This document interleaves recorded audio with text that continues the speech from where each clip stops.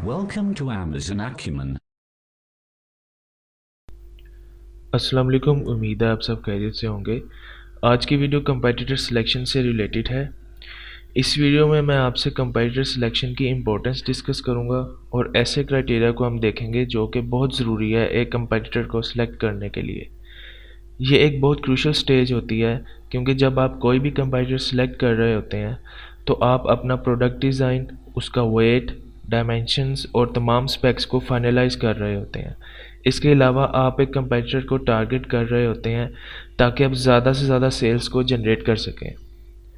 तो ये competitive selection criteria है जो कि मैंने इस स्लाइड में लिस्ट किया हुआ है। सबसे पहले तो आप ये देखेंगे जो आपका कंपेटिटर है वो टॉप 5 के अंदर होना चाहिए।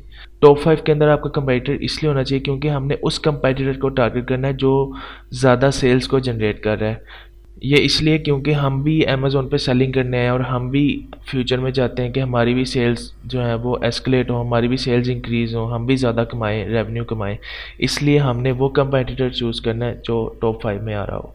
दूसरा पॉइंट अगर आप देखें तो आपने वो कंपेटिटर चूज़ करना है जिसका डिज़ाइन आपके लिए ईजिली सोर्सेबल है और जो आपके सप्लायर्स आपको ऑफ़र कर रहे हैं, जो आपने सप्लायर रिसर्च अभी परफॉर्म की होगी प्रोडक्ट हंटिंग के बाद, उसके बाद जो उनसे ज़्यादातर सप्लायर्स आपको डिज़ाइन ऑफ़र कर रहे हैं, अपने वो वाला डिज़ाइन टॉप 5 में से शॉर्ट लिस्ट कर लेना है। इसके साथ साथ आप ये अगर आपको नहीं समझ आ रही कि कौन सा डिज़ाइन आपने फाइनलाइज़ करना है तो आप एक ये चीज़ देख सकते हैं कि आप वो वाला डिज़ाइन चूज़ कीजिए जो आपको अच्छा एक मंथली रेवेन्यू जनरेट करके दे रहा है और at the same time come reviews हैं उसके, यानी कि हायर मंथली रेवेन्यू और कम रिव्यूज़। इसका मतलब ये होता है कि वो स्पेसिफिक डिज़ाइन जो है वो लोग ज़्यादातर ख़रीदते हैं और उसके अंदर इश्यूज़ कम आते हैं, इसलिए उसके कम रिव्यूज़ हैं। और इसके अलावा अगर कम रिव्यूज़ होंगे उस डिज़ाइन के तो आप उस कंपेटिटर को ईज़िली कम्पीट कर सकते हैं जो ये डिज़ाइन ऑफ़र कर रहा है अपनी प्रोडक्ट का। थर्ड पॉइंट अगर आप देखें तो ये बहुत इंपॉर्टेंट पॉइंट है कि कंपेटिटर को फाइनलाइज करने के बाद जब आप अपना सप्लायर ढूंढेंगे तो सप्लायर जो प्रोडक्ट आपको ऑफ़र कर रहा होगा उसका डिज़ाइन और वेट डायमेंशन आपके कंपेटिटर से बिल्कुल मैच कर रहे हो। क्योंकि जब आप कंपेटिटर को सिलेक्ट कर लेते हैं उसके बाद आप एफपीए रेवेन्यू कैलकुलेटर पे या आप और किसी एफपीए कैलकुलेटर पे जाकर अपना प्रॉफिट मार्जिन कैलकुलेट करते हैं, उधर आप अपने कंपेटिटर की एसिन डालते हैं। तो आपने मिसाल के तौर पे आपने एक कंपेटिटर की एफपीए कैलकुलेटर में एसिन डाली है, उसके प्रोडक्ट के तमाम स्पेक्स के मुताबिक जो है वो अमेज़ोन का कैलकुलेटर आपको फीसिस बताएगा कि इसका इतना वेट है तो इतनी फ़ीस है, ये इसकी इतनी इन्वेंट्री स्टोरेज फ़ीस है, अमेज़ोन रेफरल फ़ीस है, इस तरह तमाम फ़ीसिस वो कैलकुलेटर आपको लिस्ट कर देता है। और ये तमाम फ़ीसिस उसके वेट, उसकी प्रोडक्ट के वेट और डायमेंशन के मुताबिक होती हैं। तो आपने जब अपना प्रॉफिट मार्जिन कैलकुलेशन की है उस एक पर्टिकुलर कंपेटिटर का प्रोडक्ट एसिन डाल के, तो फिर आपने सप्लायर भी वही सिलेक्ट करना है, वही चूज़ करना है जो सेम प्रोडक्ट डिज़ाइन और सेम वेट और डायमेंशन की प्रोडक्ट ऑफ़र कर रहा हो। तो ये बहुत इंपॉर्टेंट पॉइंट है। अगर आपका कंपेटिटर की प्रोडक्ट का वेट जो है वो 80 ग्राम्स है मिसाल के तौर पे और उसके हिसाब से अमेज़ोन ने आपको अपने एफपीए रेवेन्यू कैलकुलेटर में फीसिस बताई हैं, लेकिन जो सप्लायर है आपका वो आपको 200 ग्राम्स की प्रोडक्ट दे रहा है, तो डेफिनेटली फीसिस में फ़र्क पड़ेगा, फीसिस इंक्रीज़ हो जाएंगी और आपकी जो प्रॉफिट मार्जिन कैलकुलेशन आपने की है उसका कोई फ़ायदा नहीं होगा। जब फिर आप अपनी सेलिंग शुरू कर देंगे तो आप इस चीज़ से काफ़ी परेशान होंगे कि अमेज़ोन मुझसे ज़्यादा फीसेस क्यों चार्ज कर रहा है। वो इसलिए चार्ज कर रहा है क्योंकि आपके प्रोडक्ट का वेट ज़्यादा है और जब आपने प्रॉफिट मार्जिन कैलकुलेट किया था तब आपके जो कंपेटिटर था उसके प्रोडक्ट का वेट कम था। तो आपने ऐसा सप्लायर चूज़ करना है जो आपके कंपेटिटर के प्रोडक्ट जैसा ही सेम डिज़ाइन ऑफ़र कर रहा हो, उसी तरह का वेट हो, वही डायमेंशंस हो और वही स्पेक्स। अब अमेज़न एफपीए रेवेन्यू कैलकुलेटर में आप किस तरह वैल्यूज़ एंटर करते हैं और आप उसमें डाटा किस तरह एनालाइज करते हैं, इसकी वीडियो मैंने पहले बनाई हुई है, मैं इसका लिंक डिस्क्रिप्शन में डाल दूंगा और सप्लायर सिलेक्शन का भी लिंक जो है वो मैं आपको डिस्क्रिप्शन में दे दूंगा।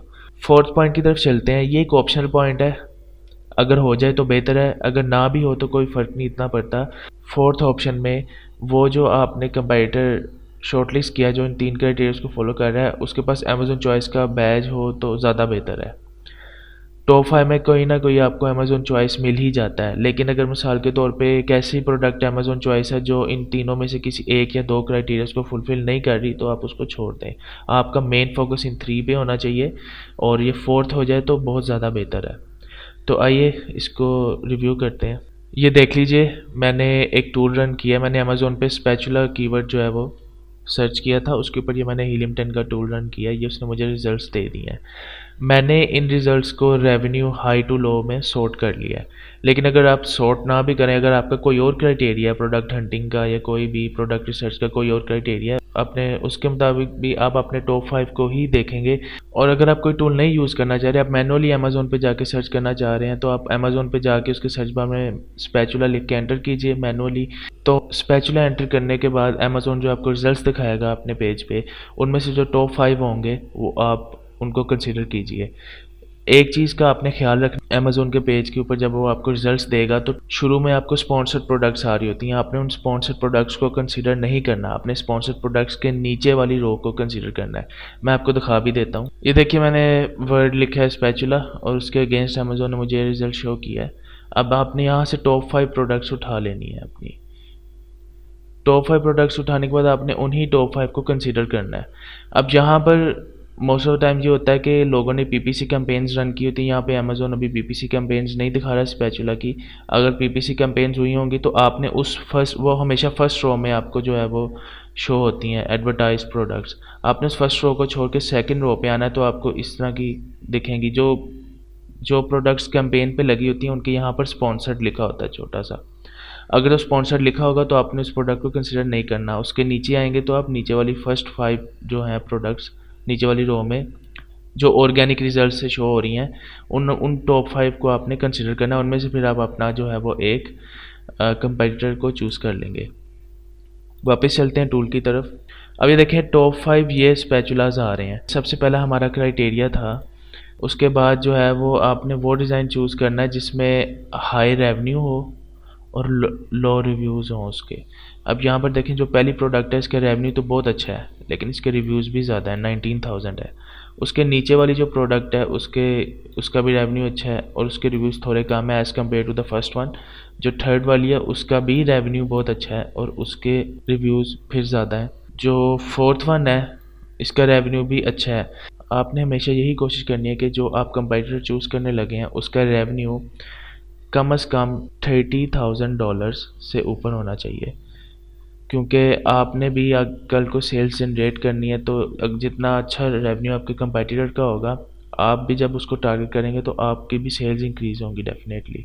अगर आपने एक अच्छे तरीके से अपने प्रोडक्ट को एडवर्टाइज़ किया है और सही तरीके से आपने अपने कंपेटिटर को टारगेट किया, तो डेफिनेटली आप ज़्यादा सेल्स को जनरेट कर सकते हैं। फिफ्थ वाली प्रोडक्ट को देखिए तो इसका भी रेवेन्यू अच्छा है और इसके इतने रिव्यूज़ हैं 1048। अब ये टॉप 5 हैं। इनमें से अगर हम डिज़ाइन की बात करें तो हमने एक सेकंड वाला, फोर्थ और फिफ्थ जो है, ये 3 जो हैं प्रोडक्ट्स हमें बेहतर लग रही हैं क्योंकि इनके रेवेन्यूज़ भी अच्छे हैं और इनके रिव्यूज़ भी कम हैं। मज़ीद इनमें हमने थर्ड पॉइंट जो हमारा था वो हम तीनों में थर्ड पॉइंट देख लेंगे कि हमारा जो सप्लायर जो हमने चूज़ किया है, जो भी आप अपना सप्लायर सिलेक्शन करेंगे प्रोडक्ट हंटिंग के बाद, आपके सप्लायर से इसका वेट मैच हो रहा हो। इसके लिए आप alibaba.com पे जाएंगे और आप वही सप्लायर जो हैं शॉर्टलिस्ट करेंगे, वही सप्लायर्स रिसर्च करेंगे जिनके डिज़ाइन इन अमेज़ोन सेलर से मैच कर रहे होंगे और तमाम वेट और डायमेंशंस, तमाम स्पेक्स जो हैं वो भी इन्हीं अमेज़ोन सेलर्स की प्रोडक्ट से मैच कर रहे होंगे। एक और चीज़ का आपने खास ख्याल रखना है, यहाँ पे देखिए ये स्पैचुला सेट्स में आए हुए हैं। जितने सेट आपका ये कंपेटिटर ऑफ़र कर रहा है, आपने भी उतने ही सेट ऑफ स्पैचुलास जो हैं वो ऑफ़र करने हैं और सेम डिज़ाइन के उसके अंदर प्रोडक्ट्स हों। जिस तरह आप यहाँ पे देख सकते हैं 4 तरीके के डिफरेंट शेप्स में स्पैचुलास हैं, तो आपने भी ऐसा ही alibaba.com पे सप्लायर जो है वो सिलेक्ट करना है, शॉर्टलिस्ट करना है जो सेम डिज़ाइन और सेम क्वान्टिटी में जो है वो आपको स्पैचुलास दे रहे हों। अब इन 3 में आप मज़ीद रिफाइनमेंट कर सकते हैं। ओबियसली इन तीनों को तो आप alibaba.com पे जाकर अगर आप इन तीनों के सप्लायर्स को एक ही एट द सेम टाइम अगर रिसर्च नहीं करना चाह रहे, तो आप इन तीनों में एक चीज़ कर सकते हैं, आप इनका वेट और डायमेंशन देख सकते हैं आगे जाके। अगर आप इसको आगे स्क्रॉल करेंगे तो आपको इन तीनों प्रोडक्ट्स के वेट और डायमेंशंस पता चल जाएंगे। अब यहाँ पर हमारा एक टारगेट ये भी होना चाहिए कि हमने वो कंपेटिटर चूज़ करना है जिसकी प्रोडक्ट का वेट कम से कम होगा और जिसके डायमेंशंस भी कम होंगे, क्योंकि जितना कम डायमेंशंस और वेट होंगे उतनी ही कम अमेज़न फीसिस होंगी। फिर हम उसी तरह का सप्लायर जो है वो जाके अलीबाबा पे रिसर्च करेंगे। अब यहाँ पर देखिए ये 3 आपके जो हैं वो अमेज़न सेलर्स हैं, इनमें से हमने अपना एक कंपेटिटर चूज़ करना है। इनके हम देख लेंगे, प्रोडक्ट के स्पेक्स देख लेंगे।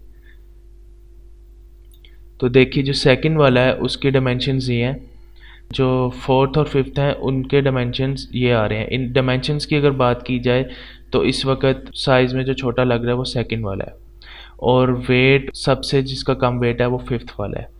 तो डायमेंशन में खैर इतना फ़र्क नहीं है, जो सेकंड वाला है और जो फिफ्थ वाला है उसके डायमेंशंस में इतना फ़र्क नहीं आ रहा, लेकिन वेट फिफ्थ वाले का कम है सेकंड वाले से, और रिव्यूज़ भी फिफ्थ वाले के कम है सेकंड वाले से। तो इसको हम कंसीडर कर सकते हैं। यहाँ से ये जो स्टेप्स मैं आपके सामने परफॉर्म कर रहा हूँ, इससे आपको ये पता चल जाएगा कि हम जब तमाम एस्पेक्ट्स को कंसीडर करते हैं तो उनमें से एक कंपाइलर को कैसे चूज़ किया जाता है। अब देखें, वे डायमेंशंस का कोई ज़्यादा फ़र्क नहीं आ रहा, लेकिन वेट कम है।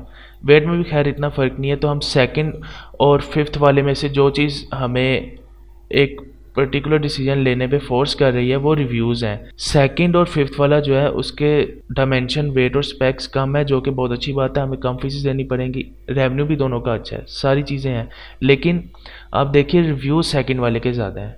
तो बस रिव्यूज़ की बेसिस पे हम सेकंड वाले को छोड़ देंगे, हम फिफ्थ वाला चूज़ कर सकते हैं। इसको हम इधर अमेज़न के पेज पे ओपन कर लेंगे। तो ये देखिए एक और अच्छी चीज़ ये होगी है कि इसके पास अमेज़न चॉइस का बैच भी है। हम सेकंड वाले को भी एक दफ़ा ओपन कर लेते हैं, उसको भी रिव्यू कर लेते हैं। सेकंड वाले के पास भी अमेज़न चॉइस का बैच है और फिफ्थ वाले के पास भी अमेज़न चॉइस का बैच है। लेकिन जब आप इन तमाम जो क्राइटेरियाज़ मैंने आपको स्लाइड में बताए थे, ये मैं आपको खोल के दिखा देता हूँ। इन तमाम क्राइटेरियाज़ को जब हमने रिव्यू किया तो हमें पता चला ये दोनों प्रोडक्ट्स जो हैं अच्छा परफॉर्म कर रही है, इन क्राइटेरियाज़ पे पूरा उतर रही हैं, लेकिन इन दोनों में से जो बेहतरीन है वो फिफ्थ वाली है, क्योंकि उसके रिव्यूज़ कम हैं। बाकी तमाम चीज़ों में 19-20 का फ़र्क है, लेकिन रिव्यूज़ में खातिर ख्वाह फ़र्क आ रहा है उसमें, तो इसलिए हम फिफ्थ वाला जो है इसको अपना कंपेटिटर बना लेंगे। और इसी को जब आपने एक दफ़ा अपना कंपेटिटर फाइनलाइज़ कर लिया है, आपने फिर उसी को जाकर अलीबाबा पे रिसर्च करना है। अब हम ऐसा ही सप्लायर ढूंढेंगे, ऐसे सप्लायर्स हम रिसर्च करेंगे, 20 से 30 ऐसे सप्लायर्स को हमने रिसर्च करना है जो सेम डिज़ाइन में हमें स्पैचुला ऑफ़र कर रहे होंगे।